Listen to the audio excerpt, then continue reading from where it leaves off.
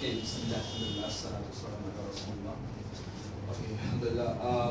Brad, so I guess I need to ask you once again. So you believe in oneness of God, right? You believe in Tawhid. So you believe in Allah, the who created the heaven and earth and who sent down all the prophets.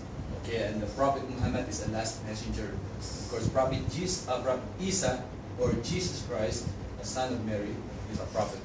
He's a mighty prophet of Islam. So you need to declare that in front of sheikhs, inshallah, here in Madrasa, in Islamic Center of Islamic Awareness. So just try to raise your right hand. Yeah, like that right hand. Just in order, just meaning testify. You are testifying the oneness of God. So just follow the declaration in Arabic and English and Tagalog in our language, inshallah, in order fully you understand what the meaning all about the Shahada. Okay. Repeat after me.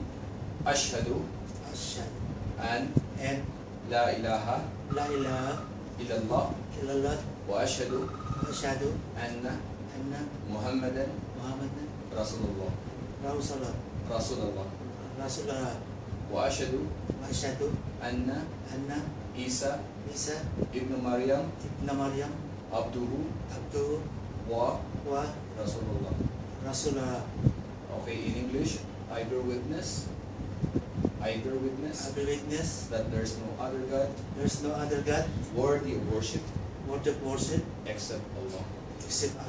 And I bear witness that Muhammad is a messenger of Allah. And I bear witness that Isa or Jesus, son of Mary, is a messenger, prophet of Allah. So in our mother tongue, in our dialect, ako'y nanunumpa na walang ibang Diyos na sasambahin maliban kay Allah. At ako'y nanunumpa na si Muhammad ay kanyang sugo at propeta. At ako'y nanunumpa na si Hesus Kristo na anak ni Maria ay kanyang sugo at propeta. Takbir! Allahu Akbar! Takbir! Allahu Akbar! Takbir! Allahu Akbar! Welcome back.